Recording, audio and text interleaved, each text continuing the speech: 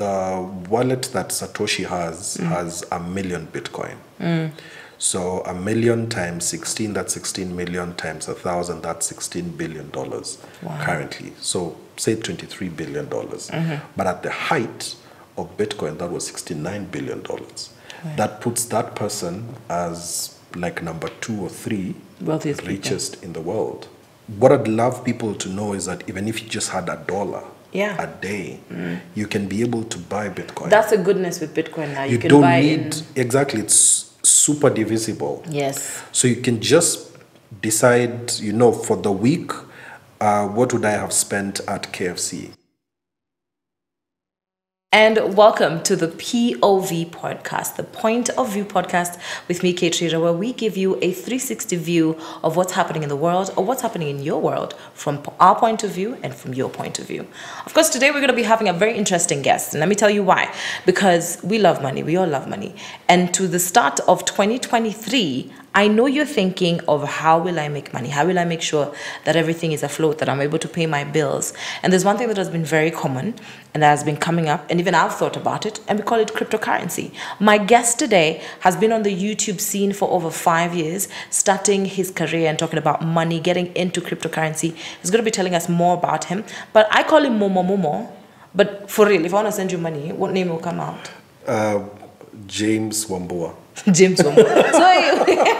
So this Momo is not your real name? No. Momo is my name. Yeah. It's my second name. It came about when I went for my very first job. Okay. So in that office, there were 2 other people called James. So they had to find a way of how to distinguish who I am. Most of the time in traditional homes, there's Momo mrefu, Momo mdogo, Momo 1, Momo 2. Yes. So now you decided Momo. No. It was just Momo. Okay. And that's the brand that I created. Yeah. I would love to have at Momo everywhere. Wow. It's a bit difficult. On Twitter, there's someone who had it in 2012 before I got on Twitter. So it had to be Momo. Yeah.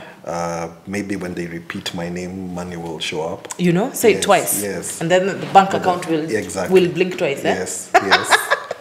Momo, you told me just when we're just getting to know each other that you started yourself in banking. Yes. Let's go before banking. Yeah. When Momo was a young man, when he's figuring himself out, what did you need before you got married? Just tell us about Momo before he got into anything else. Firstborn of 3 boys. Wow, okay. My dad is a preacher. Mom is the worship leader. MC in church. Yeah. I've grown up in a Christian home. Yeah. We started living in Nairobi, moved to Eldoret. I went to high school in Kapsabet, Ruto School, and Moi School. I feel good when I see such. Now because they were presidents. So who knows next? So now we need to just give a third one, so that will be me. Then went to campus in Maseno. Okay. Then did actuarial science there. In second year is when I discovered I loved media as well. Wow. So I actually had a discussion with my parents. And it was, I don't know if this is the actual thing that I should do. Yeah. So let me change to media. So my parents sit me down. They're like, you're the one who chose this actuarial thing. We had no idea what it is, first of all. Yes, by the way, yeah. I don't even think they still do, but that's beside the point. So I had to finish the career that I had started there. Still have never practiced anything to do with You've never actuarial. Practiced being an actuarist? No. And then when I got the first job, that was it. Yeah. And it just is a good certificate that I have. And I can tell my children, mimi nilikuanga number 1 shule. Where? And it is actually true. No. We'll ask for your KCSE results after this, That will be interesting. In my year, by the way, I had the only A in the school. Wow. So we had 2 A minuses. I had the only A in the district. Then it was districts. How did you decide to do a course like who told you about actuarial science? Form 3, my career teachers called Mr. Kisaka. Yes. Just post this, this is what you need to qualify for this particular course, because that's when you're told you need to decide the course of your life. I go, look, and then there's medicine, and then above medicine, there's actuarial science. They're like, why is it? So I'm like, because I don't want medicine. I hate the sight of blood. What is this actuarial science? Yeah. So he didn't have the full thing on what actuarial science is because it was really new, and there was like only one class in the country which had just started actuarial science. Yeah. And even at that time, there were like 4 Kenyans who'd ever done actuarial, so people didn't know what it was. I don't even know if our viewers know. If you know, just put it in the comments if you know what actuarial science is. Yeah, so I go to him, I'm like, so what is this actuarial science thing? It's like, it's a lot of math, it's a lot of statistics, things like that. I'm like, if it is math, then that's what I want to do. Teacher, I think I know what it is. Yes. It's the science of probability. Exactly. You see? So, Nilienda shule. So that's exactly what it was. Yeah. So, but when you get to campus, you realize there's so many more things that you need to learn just apart from mathematics. Yeah. But that was the career that I chose because I knew I loved mathematics. I do math to relax. That's what? Exactly. So okay, wait. No, these are the things. You know, watch. Let me get my calculator. We're gonna do this right now. You say you do because I want you to relax while I do this. So we're gonna have fun. Yeah. You said you do math to relax. Yes. Sai tutafanya hesabu hivyo hapa unajichocha. Yes. What is 20 times 5? That's 100. Okay, let me do a hard one. Yeah. Let me do a hard one. What is 32 times 5? 32 times 5, that's 160. Okay. So good. it's just simple. Like when I'm doing that, it's 32 times 5 is 16 times 10. Okay, no, we're not going to go there because when we start talking about my grades, especially in math. So it's interesting. My daughter, who's 3, she's in PP1 now. She can do, like she wrote recites, 2 plus 2 is this, 4 plus 4 is this, until 4,096 plus 4,096. You know me, I can only do class 2 mathematics, so she's really embarrassing me as so a grown-up. that's now. As a grown-up, yes. I am very ashamed of myself. So we do math to relax. Wow, you do math to relax. And that's why, of course, you got yourself into banking. Exactly. It was easy for you to get into banking. How was that? I actually got the first job as a banker doing something completely different from what I did in school. So they took us for a 2-week training on what exactly we will be doing in the office. Yeah. Then I was thrown to Shago because I'm a Kamba, so you're thrown to Kambaland. You might know the people down there. Exactly. Okay. But good thing is there are no relatives near there because you don't want to work in a bank and then your relatives know you work in the bank. Oh, they'll come ask you for money. They think. You know where the money is kept, it's in the bank. Exactly. Yeah. So, but that was a really good experience. I was about 3 years there and actually made me appreciate people don't have education about money. So imagine you're talking to a 70-year-old, an 80-year-old, and we are talking about banking. So how do I explain to them what banking is?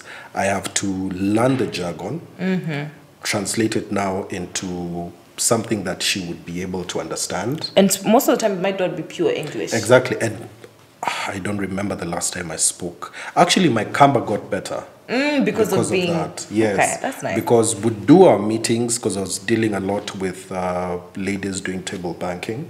We'd do our meetings in Swahili and Kamba. Yeah. So that's where I'd explain to them the concepts of money. So explain to me in Kikamba. Savings. Why don't you? No, that's why we're here. We need just explain to me in Kamba. Yeah. Because me, the only word I know in Kamba is when that you. That's all. I don't even know what it means. I keep saying it. Explain to me in Kamba how savings work.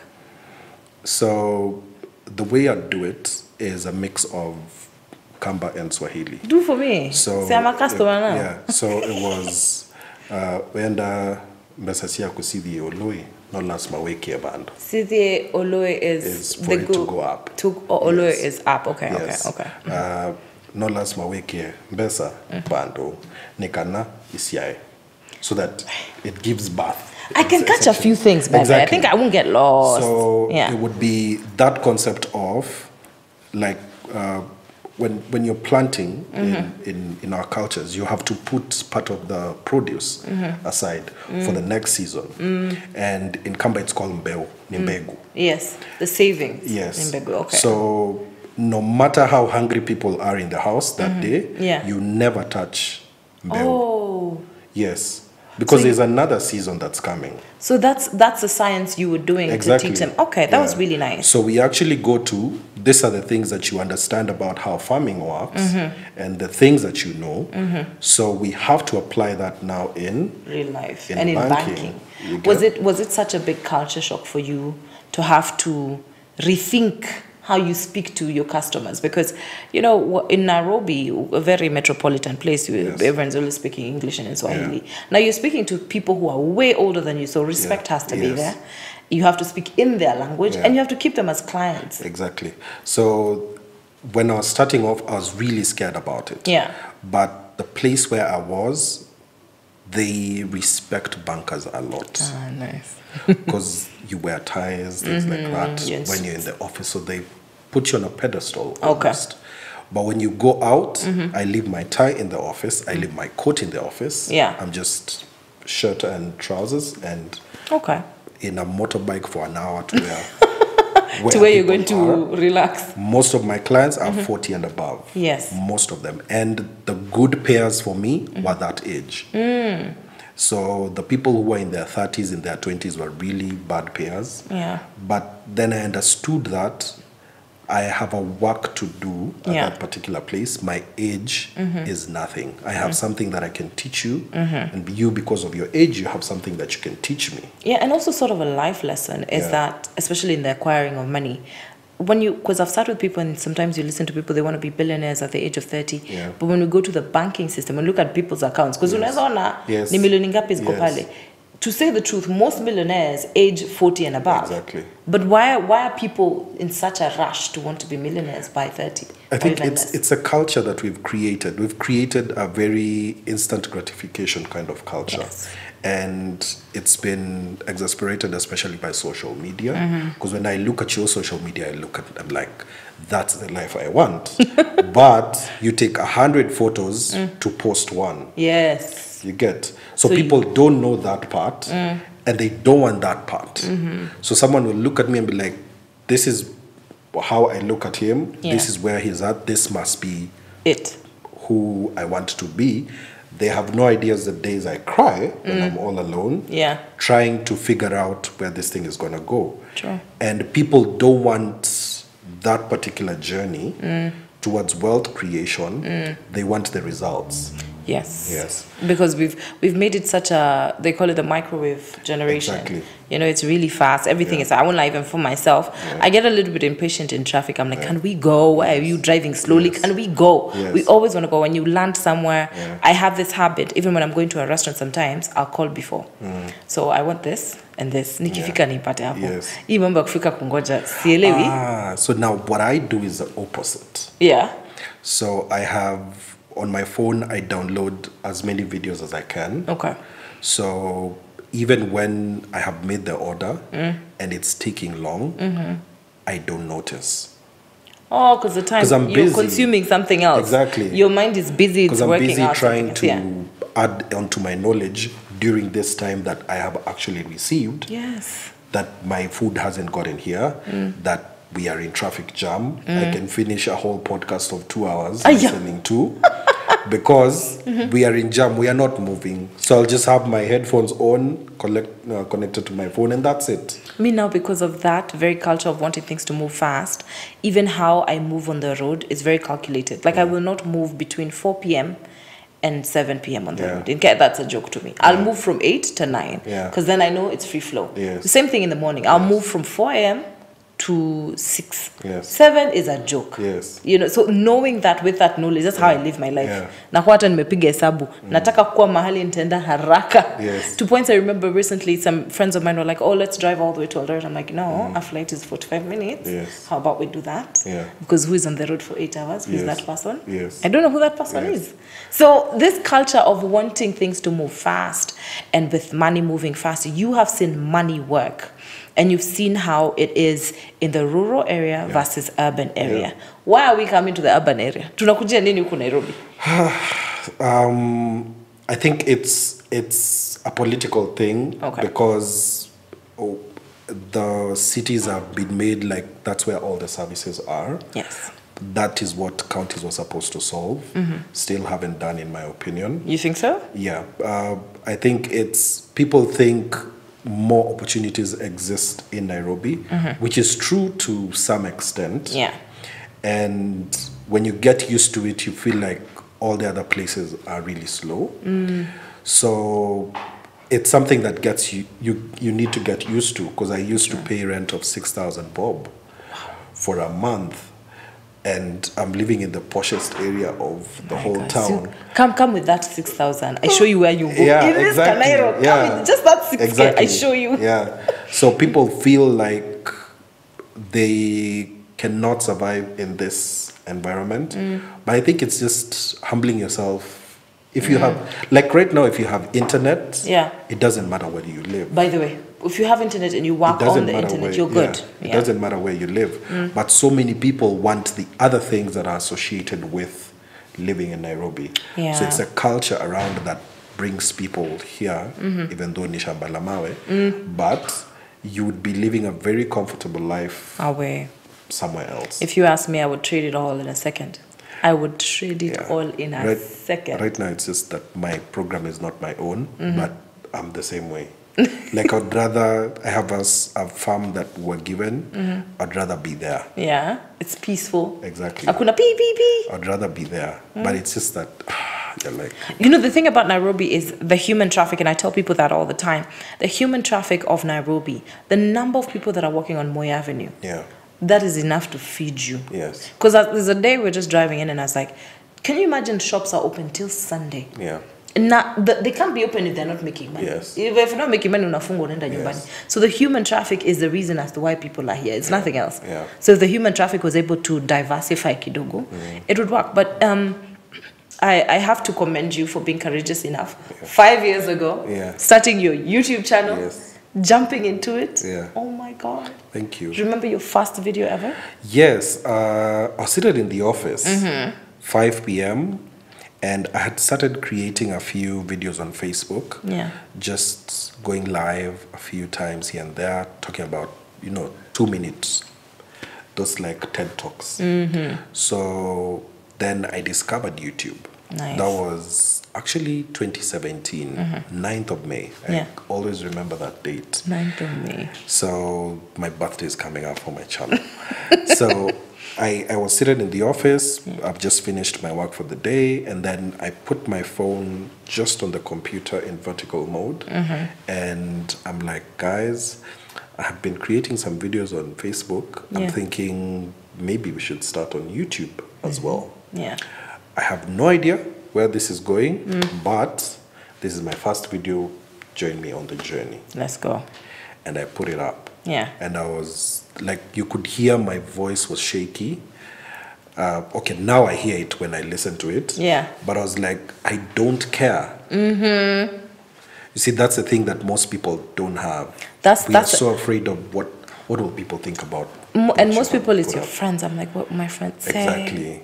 The laugh. But you see, the moment when I was putting it up, I had 0 subscribers. Yes. I had 0 people who were watching my content. No one knew who I was. I didn't have a job that I can get famous with. Yes. So I put it up and I told myself, one day this will pay off. And it is now.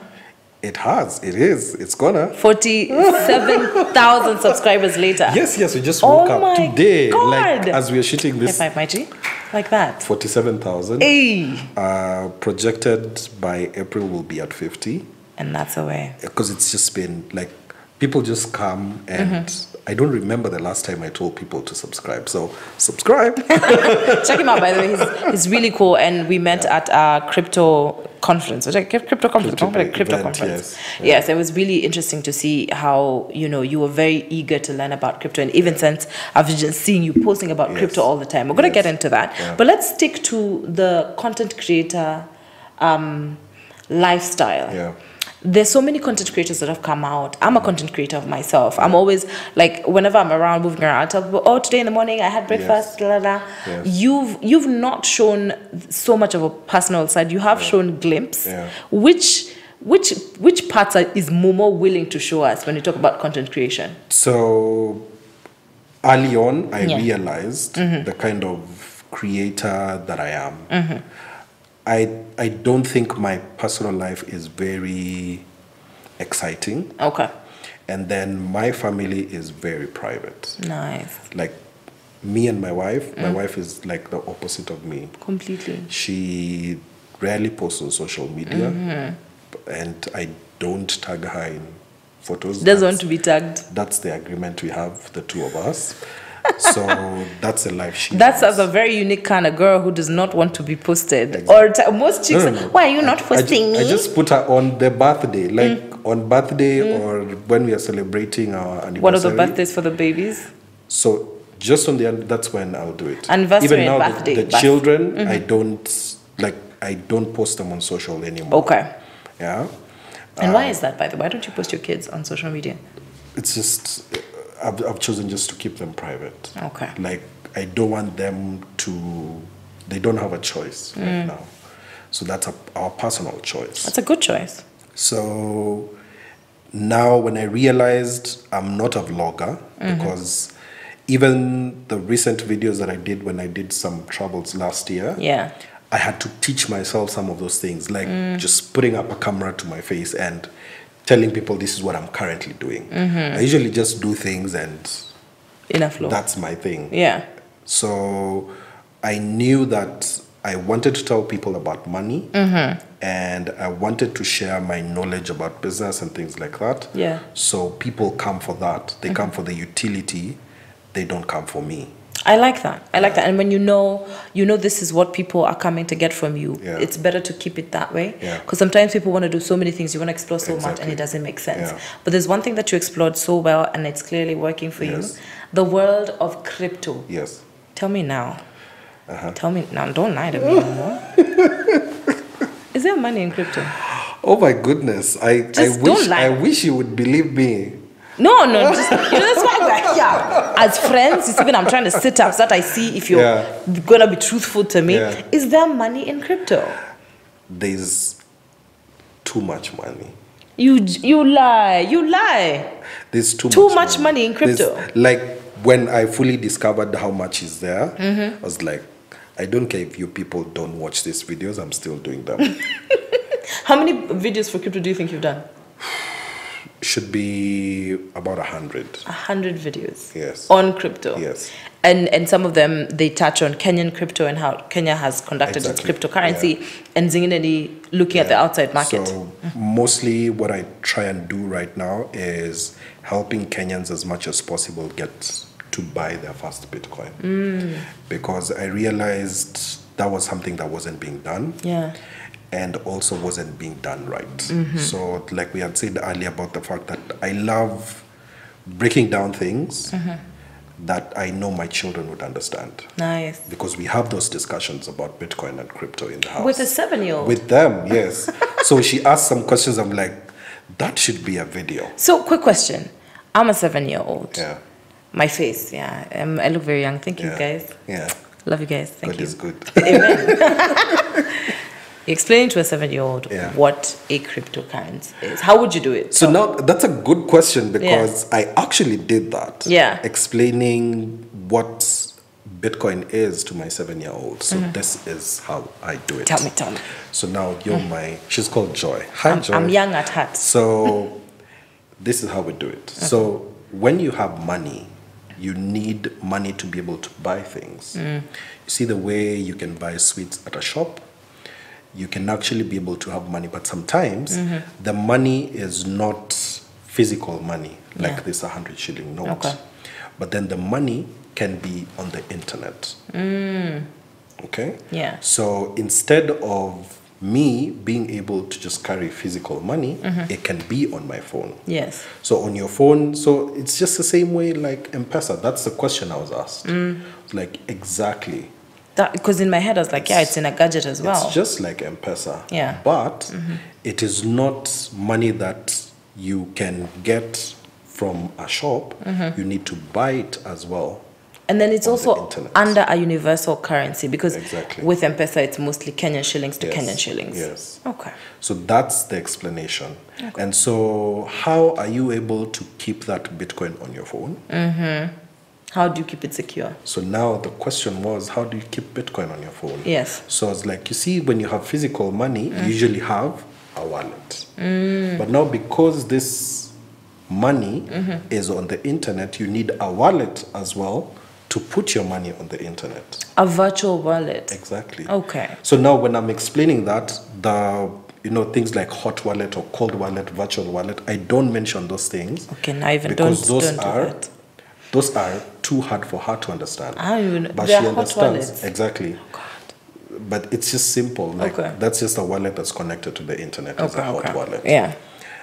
So because I know the principle Yeah. behind what I'm actually teaching, I can actually break it down to things that she would understand. Consumable. And when I know she can be able to understand, Yeah. I hope that when I put it up on the channel, the rest of people will Wow. be able to understand. I like that. So if she is able to understand, then I'm like, that's how I'm gonna do it now. Other than the fact that in your house you do mathematics for fun, Yeah. let's say maybe that's one of the reasons maybe they would get it. Yeah. But you have simplified it. I won't lie. You Yes. have simplified it. I have invested in crypto before. Yeah. Sometimes I do it blindly, and I think also, and then sometimes telling, because sometimes I try to preach the same message to Yes. the older crowd. It's like, oh, this is the way to invest now, and I see a struggle. Hiyo pesa haionekani. Ati pesa iko wapi? Yeah. You know, with Kenyan shillings, I can go to the bank and get it. I can transfer and get it out. M-Pesa, I can also go, M-Pesa or any other mobile money, Airtel money or any, I can always go and cash it out from an agent. Yes. But with Bitcoin, that's where the struggle is. You can convert it into Kenyan shillings you and can. into dollars. Yeah. But that translation, Yeah. I could say and sometimes you feel like it's lost in translation. So now the interesting thing for me is that for me is the opportunity. Oh, okay. Because M-Pesa is basically an SMS, like any other SMS. Yeah. It's just that we've decided when you receive a message by sender It M-Pesa, shows that. it is equal to money. So especially here in Kenya and in places where mobile money is in Africa, Yeah. it's easy to explain what internet money is. Oh, yes, yes. Because we have that concept already. The only thing remaining for us and for Bitcoin adoption to happen is for more people to accept to off-ramp, like to convert Bitcoin to shillings the same way we have M-Pesa agents. At least we have a few wallets that have already done that in Kenya. Yes. So with that, if that is killed, those discussions will be very easy. Yes. Because now, for me, the place where I am, I'm like one person beating a drum and telling people, by the way, you need internet money. You know how crazy that looks? Yeah, I know. You're like- because I'm doing it and then- now when prices are where they are. Let's not even talk about prices. Yeah. Let's not talk prices. Yeah. The issue with Bitcoin and its believability in Africa is not about where the dollar stands or where the Yes. shilling stands. Yes. It stands on the scamming. Yeah. There have been more scams than documented successes. Yeah. And that's where the issue is at. And it's something that we struggle with, especially because negative news sell faster. Yeah. And I'm also trying to start a podcast as well, Yeah. so that I can tell the good stories about Bitcoin. And most people, the reason why most people, their first experience is a bad experience with Bitcoin, Yeah. is because scammers shout louder, and they have very many promises Yes. about what's possible, and they have a very big marketing budget behind them, because they know that people will discover that this thing is a scam, so they need as much as possible to get in, reap, and move to the next thing. But you could say that until you look at serious stories, people who have been documented on Forbes Yeah. and written to be, their lending, their wallets are the ones that are hot. Yeah. And then you see them falling, and you're Yeah. like, wait, if trusted newsrooms and Yes. trusted news hubs could not identify the problem Yeah. with such cases, Yeah. there's a recent case, I know you know it, Yeah.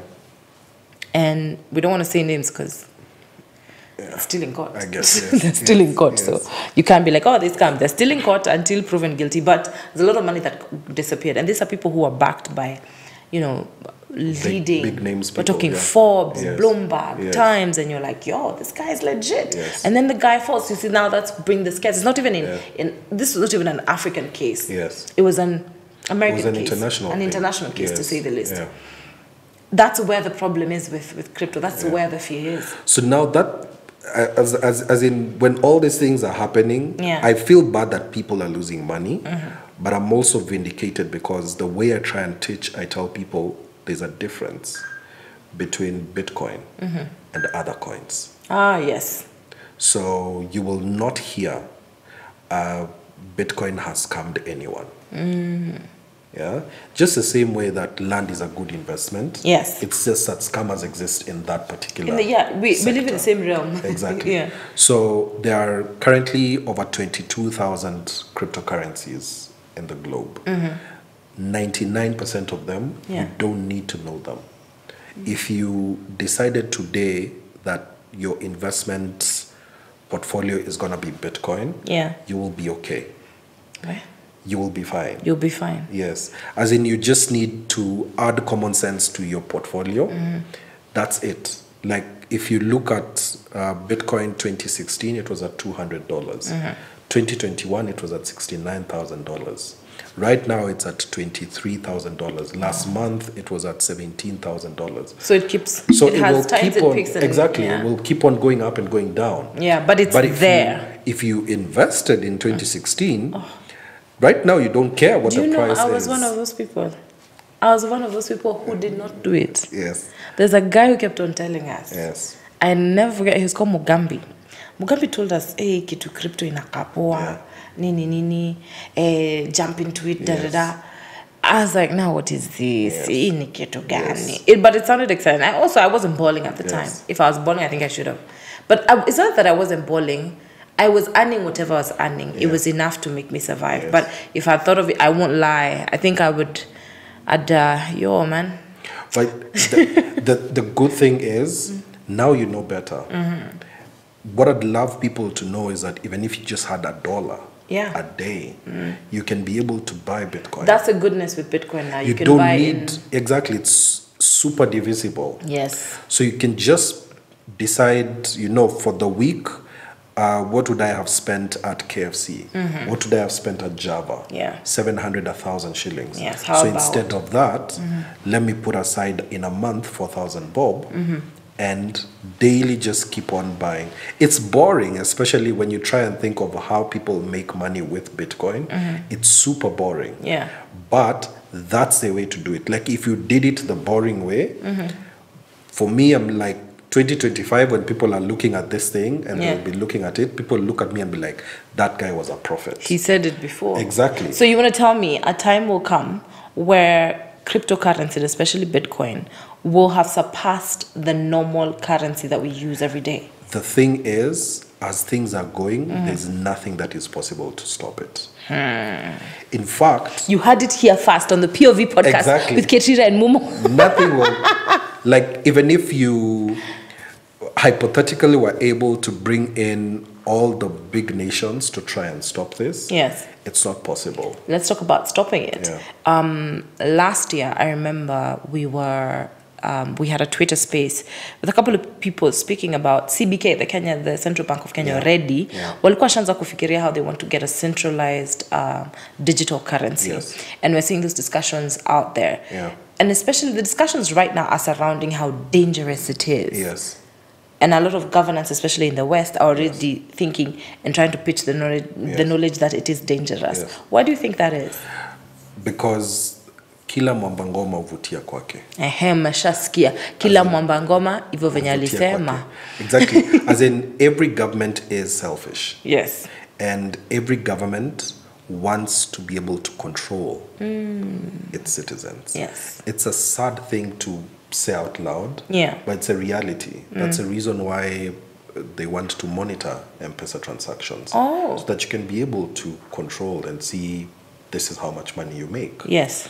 But when coming to central bank digital currency, the first way they tried to discredit Bitcoin was that Bitcoin was used by bad people only. There was that it was really being used for terrorism. Exactly. You know, and things like that. Yeah. That more money in cash is used for those activities Than Bitcoin. Because of the fact that with Bitcoin, it is traceable Yes. where money is going. Yeah. It's pseudo-anonymous, but it's still traceable. Criminals don't want to be traced. So they'd rather use cash because cash is, you can't trace cash. Using Bitcoin is a bad choice for them. Because if you try now to convert your Bitcoin to actual money, you'll get caught. Because they can see the wallet that got a particular transaction. Came from here, landed Exactly. here. Yeah. Because there were guys even in Canada, was it last year? Yeah. Who had stolen money from an exchange, stayed for 6 years without moving that money, but the day they moved it, Cash. they got caught. They had money cash. No, they had stolen Bitcoin. Okay. So now on the blockchain, you can actually see money move from the exchange to their wallet. And it stopped. And it stopped there. Yeah. Because they had hacked the exchange. Yeah. But now the day they tried to cash out from their exchange to now actual money, they were caught. It was a man and his wife. So Bitcoin is like the answer to theft. Okay. Because The traceability. exactly, Yes. it's very traceable. The danger now with the central bank digital currency is that traceability is now tied to a government. So now even when a government would want to shut down someone, it's as simple as going into an office and saying wallet 3, 4, whatever, Needs to go. we don't want them to access money. We want to get a hold of their identity. We don't want people to be able to access And their that's money. scary. So that in itself, that I think will be the catalyst towards more Bitcoin adoption. Because now for me, where I sit, it's I need as many people as possible to know how dangerous a CBDC is. Yes, by the way. So that now because it will come up again, it came up last year in February, they kept quiet about it, it will come back again because there is a international push, by the way, by all governments and the World Economic Forum to be able to bring these CBDCs in place. The thing is, it will fail like it has failed in Nigeria because Nigeria tried. They were the first ones. Yeah, I remember. They call it the e-Naira. Yes. So they tried it. It failed. Yeah. And now they're trying to force Uber drivers to adopt it so that when you come to pay for an Uber, you'd have to use it. Yeah? Here? No. No. Elsewhere. In Nigeria. Yeah. So now all these efforts are still going to fall to naught. Because now Nigeria is the country with the highest crypto P2P transactions in the continent. Yeah. So the more you keep on pushing people towards something that will control them, people will be like, wait, why is the government doing this? Why are they pushing it? It's scary when the government is really trying to push something down your throat. Ask yourself why.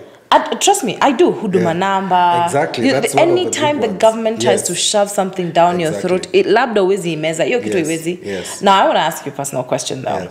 I know you've been scammed before. Yeah. In crypto, once. Tell me that story. So it was a crypto called Wonderland Time. Interesting. The name, really, Momo, I like you, but really. Yeah. No. The name, Wonderland Time, really, So bro. now, Hata mimi ningeshuku. that was before I became Bitcoin staunch like I am now. That time was like excited about crypto. I'm like, I want to see where the next You wanna go to the opportunity future. is, you know. So at that time, there were several other cryptos that had shown up that were similar to time. So you would invest, like I'd put in $50, which I knew was risky at that time. Yeah. But it's always a good example to use because I never put a lot of money in things that I was not sure about. Yeah. So I put $50 in Wonderland Time, and money was practically doubling every 5 days. Because you were getting 9% almost every day, and it was compounded. So every 5 days, you'd have more like more Wonderland time at that particular time. Yeah. So the thing. The coin was called Wonderland Time. Yes. I thought even it was the wallet. No. It's the token itself. Okay, so So that particular time it went, I'm looking at it a month later because I stayed in it for like 2 months. Yeah. But one day, I'm so good with these dates. It was January 18th. I wake up, I go on Twitter, and they say the CFO of this company was a scammer from another project that had failed. My guy, my G. CFO. So we're like, do you know that thing moved from $9,000 moja to $4? No. In like 9K to 4 bob. in less than No, 12 9K hours. to 4 bob. Yes. $4, as in 400 shillings. Ndio But nasema exactly. 9K Yes. to that's Yes. no. In a day. So I'm looking at my wonderful Wonderland time that I was Also, seeing. I'm still back on the name. Momo, really the name. No, it was a good name. I'm about What to do you speak mean? Kikuyu. I'm like that names. Someone comes to my name is Wonderland. My friend, you go wander away. So that was it. Yeah. Like it became 2 shillings or something like that Guy. that I had in that particular wallet. But I was like, it's just. Do you remember the total you had invested? I put in $50. Okay. Yes. That's 500 bob. 5K. 5K. Yes. 5K. So I knew at that time, I was like, if it's a scam, it's okay. So that's a mentality I usually have, by the way. Yeah. And the more you stay in crypto, the less attached you become to the money that you have. Because those swings, they can give you a headache. So even then, like days I would go refreshing my Hoping that crypto Wonderland. app. I'm like, but I was like, hey, okay, this has happened. I knew it's possible for it to happen. Yeah. And then the rest of the cryptos and the tokens that were of that type all started falling. Oh. For the same reason. Like everyone was just, we just need to dump before we find out something else has happened. There's that as well, and then also remember to the story I had said before of the guy who's been captured. Yes, he was. His company was listed on Forbes and Bloomberg and all those big journals, and so you want to tell me some of people's money, especially when it comes to Bitcoin and any other money, is tied to human. Like the personality. If we're banking with Momo, if Momo's bank fails, our money fails too. Is that the reality? That's a reason why I keep on telling people stay in Bitcoin. Like stop all these other cryptocurrencies. But who owns Bitcoin? Because if he comes out to be a fake CFO, no. So now then that's the good thing with Bitcoin. So when Bitcoin was released in 2009, the founder was involved for like a year. Just trying to get the traction to start going. Okay. And then after that, completely disappeared. Two. That's the point. Like, you need something that is not controlled by humans. Okay. That is outside of human intervention for it to work. Because even the most well-meaning person with that amount of money, it's possible for it to corrupt you. Very easily. Because the wallet that Satoshi has 1 million Bitcoin. So 1 million times 16, that's 16 million times 1,000, that's $16 billion currently. So say $23 billion. But at the height of Bitcoin, that was $69 billion. That puts that person as like number 2 or 3 wealthiest richest in the world. Yeah. But they have the discipline of, I am not touching that money. But it's still a risk. No. I'm not touching that money. So for 2010 till now, that's 13 years, no involvement. So now the community, the users, the people who are now buying into Bitcoin, they are the one that run the whole thing. Okay, then that's okay. That's fair enough. And now it's gotten to a point that Bitcoin is so decentralized that you cannot change anything on the code, no matter who you are. And the fail-safe that has been put is, if you then succeed to get enough people to change Bitcoin, that change of Bitcoin changes Bitcoin itself that it becomes worthless. My G, I'd like to understand the science of it, but So now, exactly what it means is, if you had this tree that everyone owns, if you change the if you molecule, try and change that tree, it stops being that tree and it becomes worthless even to you.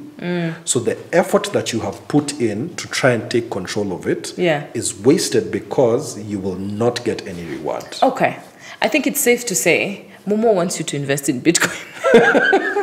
Reasonably. Yeah. Reasonably. Reasonably. What I tell people is start with 5% of your investment portfolio. Yeah. If you don't have money to invest, if you don't have rent money, if you don't have all that, please concentrate on that. Yes. What I try and teach people is you need a second income first of all. So your first income is for your bills. Your second income is your side hustle. Then now from that side hustle, now use some of that money to invest in Bitcoin. Because I don't want you waking or staying awake at night just because Bitcoin is minus 60% of the current value. I really want to ask you something controversial because the government will always come to play one point or the other. El Salvador, you had the story. They started using Bitcoin to pay their debt out. Yes. Is it something we should pick up on? Because we have a lot of debt. Tuko na deni, my G. Na tuko karibu kuomba zingine. But when? See, we are planning to borrow 3 trillion. Oh my God. In the next 5 years. My G. Hey, so that's exactly what we're going to do. So would you advise the government to pick up cryptocurrency as a way to pay off our debt? I wish we would do that. But I know the main reason why that's a problem right now. Yeah. Is because the way the IMF is built, and I think even I call him the Prime Minister, Mudavadi, this country is controlled by the IMF. And it's a dangerous thing because it's not just about controlling our money. It's possible for them to actually finish you. Yes. If you decide you're going to take off ties with them. Yeah. But ideally, this is what should happen. Kenya has the potential of becoming the hub for Bitcoin mining. If we wanted.